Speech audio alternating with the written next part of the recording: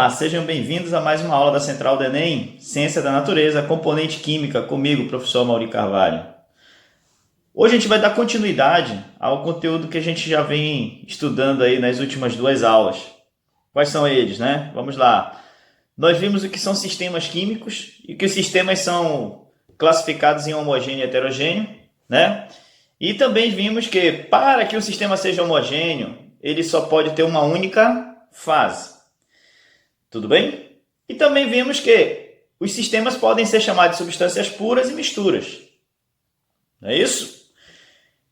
E desses dois sistemas, especificamente as misturas, quando são homogêneas, também só podem ter o quê? Uma única fase. A diferença é que sistemas independe da quantidade de componentes para a determinação se é homogêneo ou heterogêneo, e sim da quantidade de fases. Mas as misturas a gente determina como sendo um sistema que tem, no mínimo, dois componentes, podem ter mais, e quando é homogêneo só tem uma única fase. Mas por que relembrar essas duas aulas que nós já vimos? E por que dar ênfase somente aos sistemas homogêneos ou, especificamente, às misturas homogêneas? Porque aqui nessa aula a gente vai falar de soluções, ou começar a conversar sobre soluções. As soluções são justamente misturas homogêneas, tá? E que são constituídas basicamente por duas partes, onde eu vou ter uma parte chamada soluto e a outra parte chamada solvente. Quem determina quem é soluto e quem é solvente é a quantidade desses componentes. Então, quando eu estou estudando soluções, de certa forma, eu tenho que entender, né, de misturas homogêneas constituídas de dois componentes. Pode haver mais, professor? Claro que pode. Tá? Porém, quando eu estou estudando as soluções, que é uma parte da química que estuda as quantificações das misturas homogêneas, eu devo levar em consideração apenas dois componentes. Um que vai estar em menor proporção ou menor quantidade, que é chamado de soluto, e o outro que estará em maior proporção ou maior quantidade, que é chamado de solvente. Tá?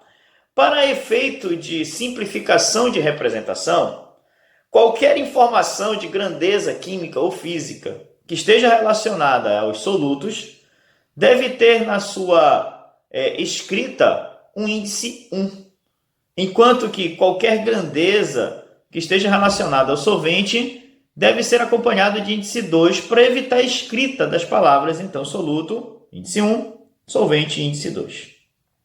Tudo bem? E aqui nós estamos encaminhando, né, quando a gente chega nesse assunto de soluções, para as questões que mais vêm no Enem. Como eu falei para vocês, né, a físico-química é a parte que mais é cobrada no Enem, dentre a responsabilidade da química na ciência da natureza. Tá? Bom, além disso, podemos também falar de coeficiente de solubilidade.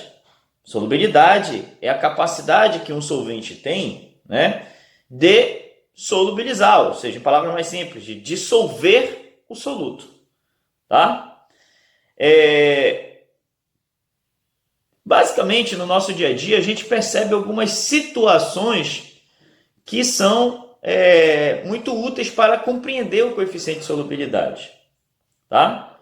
Então, quando eu vou calcular o coeficiente de solubilidade, eu levo em consideração uma determinada quantidade de soluto, tipo e quantidade, né? Ou seja, o tipo de substância e a quantidade de soluto, geralmente medida em massa, em função de uma massa determinada de solvente.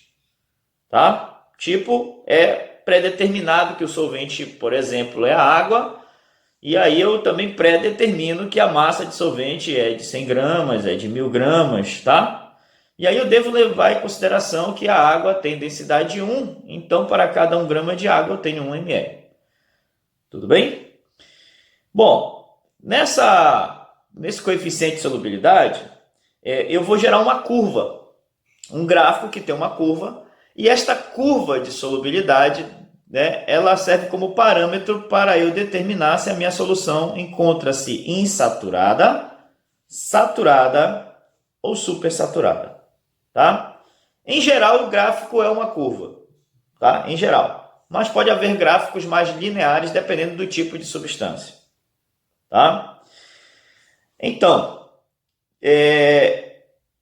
o que mais vai influenciar nessa solubilidade é a temperatura.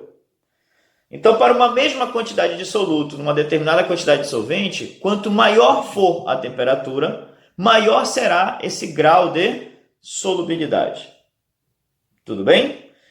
Então, gente, você já deve ter percebido em casa, por exemplo, que é muito mais fácil solubilizar leite em pó em água morna, né? Ou seja, numa temperatura mais elevada do que o ambiente, do que em água gelada, com uma temperatura muito abaixo da temperatura do ambiente.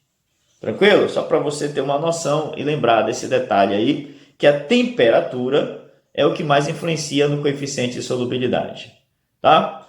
Então era esse o recado. Nas próximas aulas a gente continua, tá? E mais uma vez, obrigado pela sua atenção. Até logo.